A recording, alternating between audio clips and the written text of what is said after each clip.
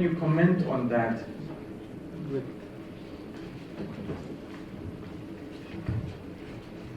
What the study found was when they injected both the nasolabial fold and the cheek, they got the best results on the WRS scale. But injecting just the cheek got the best results on the global aesthetic scale. So come back to the original point that the mid-face is by far the more important part to address first, and then decide does the nasolabial still need a bit of top-up, or does anything else like the tear trough is also improved by injecting the mid-face first. Yeah, that's the answer I was hoping that you answer.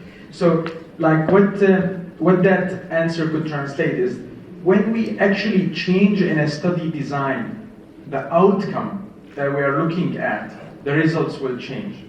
So when we put a very, very detailed outcome, such as the wrinkles score, then that might not mean that the patient's overall aesthetic results are acceptable or better. So you could get rid of a line, but maybe have completely transformed the patient from a Homo sapien to another lower primate. So here you must understand that the methodology of the study is something that you should be critical of. Not any graph with a bar charts or pie charts showing p-value less than 0.5 or above 0.5 is something that you should take for granted and move on. You have to think, step back and think, what did they compare here? Why it doesn't make sense?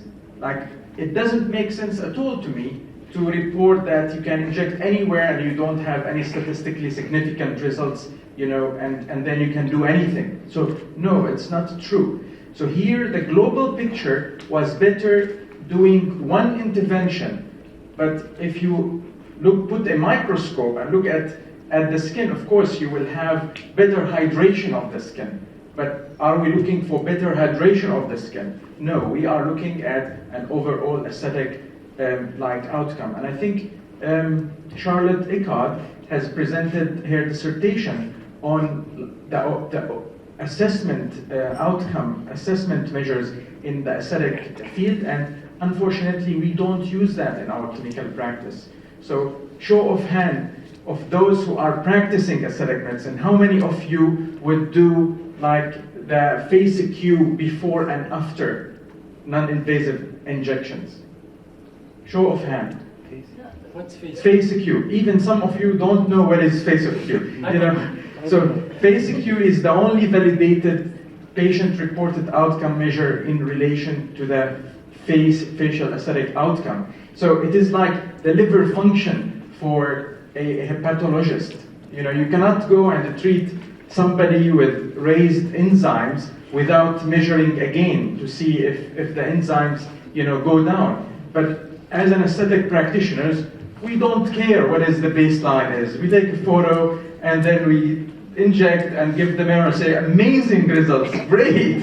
And that is very poor practice. I really would encourage you to all think of aesthetic medicine as something not trivial, as something as scientific as it can be, and use the collateral thinking in your professional backgrounds, be it dentist or general practitioner, to kind of think in parallel. This is an area that we should all kind of push for as objective measures and ration and evidence-based practice. So FACEQ, it happens to be the only tool available for us which has been widely validated for anti-aging and beautification. And I encourage you all to use it. I don't have any conflict of interest or with the group that has developed this. But this is an important thing to consider. Another question from Dr. Ejikim.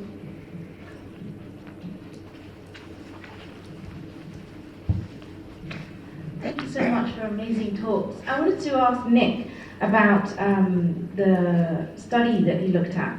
I think it's really interesting. Here before we were just injecting nasolabial folds, then we thought move laterally to inject the fat pads, and now looking at the musculature and the effect that the musculature has, that maybe we shouldn't be injecting fillers, we should be injecting toxin to address the muscular aspect.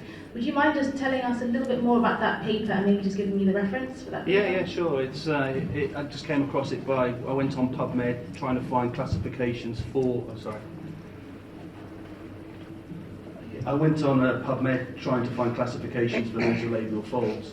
5 articles. This was one of them. Obviously, 900 patients, quite detailed study, and that's how I came across the. Obviously, we do the alaquinase injection for Botox when you've got a gummy smile. And you, obviously in Caucasian, I have no experience with Chinese people doing that injection on, but on Caucasians, it's a fairly standard procedure, and you can tell when the muscle's tight, pulling up, and as soon as you inject the Botox, a couple of weeks later, drops down very nicely. And it's obviously the standard we're using now is when we look at a patient straight on. But the Chinese did it when they were lying down, smiling, and obviously you've got dynamic movements there as well, and you can see that the muscle tension didn't change in any of the positions. So from that thing, you can say to the patient, bit of Botox first, try it, relax it, see what the result is, and just from the muscle tension. Dr. Sandra? I think that's a really interesting observation. I wanted to make a couple of comments on it. First of all, I think more and more we're understanding that muscular overactivity is related to volume loss. And if we want to see that very conclusively, we can actually look at Asian patients. I'll talk about this in my lecture, who have a congenital bony loss or bony deficit in the foundation, right? Especially in the lower jaw. The jaw is often retruded.